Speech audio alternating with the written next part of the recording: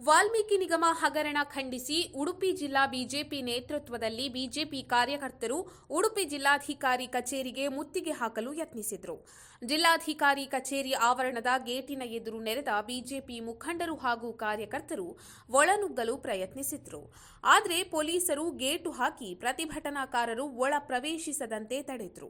ಧಾರಾಕಾರವಾಗಿ ಸುರಿಯುತ್ತಿದ್ದ ಮಳೆಯನ್ನೂ ಲೆಕ್ಕಿಸದೆ ಜಿಲ್ಲಾಧಿಕಾರಿ ಕಚೇರಿ ಗೇಟ್ ಅನ್ನು ತಳ್ಳಿಕೊಂಡು ನುಗ್ಗಲು ಯತ್ನಿಸಿದ ಪ್ರತಿಭಟನಾಕಾರರನ್ನ ಪೊಲೀಸರು ತಡೆದರು. ಈ ವೇಳೆ ಕೆಲಕಾಲ ಬಿಜೆಪಿ ಕಾರ್ಯಕರ್ತರು ಹಾಗೂ ಪೊಲೀಸರ ಮಧ್ಯೆ ಸಂಘರ್ಷ ಉಂಟಾಯಿತು. ನೂರಾರು ಸಂಖ್ಯೆಯಲ್ಲಿ ಜಮಾಯಿಸಿದ್ದ ಕಾರ್ಯಕರ್ತರು ಕಾಂಗ್ರೆಸ್ ಸರ್ಕಾರದ ವಿರುದ್ಧ ಘೋಷಣೆಗಳನ್ನು ಕೂಗುತ್ತಾ ಆಕ್ರೋಶ ವ್ಯಕ್ತಪಡಿಸಿದರು. ಬಳಿಕ ಸ್ಥಳಕ್ಕೆ ಆಗಮಿಸಿದ ಅಪರ ಜಿಲ್ಲಾಧಿಕಾರಿ ವೀಣಾ ಪ್ರತಿಭಟನಾಕಾರರಿಂದ ಮನವಿ ಸ್ವೀಕರಿಸಿದರು. ಪ್ರತಿಭಟನೆ ಹಿನ್ನೆಲೆಯಲ್ಲಿ ಸ್ಥಳದಲ್ಲಿ ಬಿಗಿ ಪೊಲೀಸ್ ಬಂದೋಬಸ್ತ್ ಅನ್ನು ಏರ್ಪಡಿಸಲಾಗಿತ್ತು.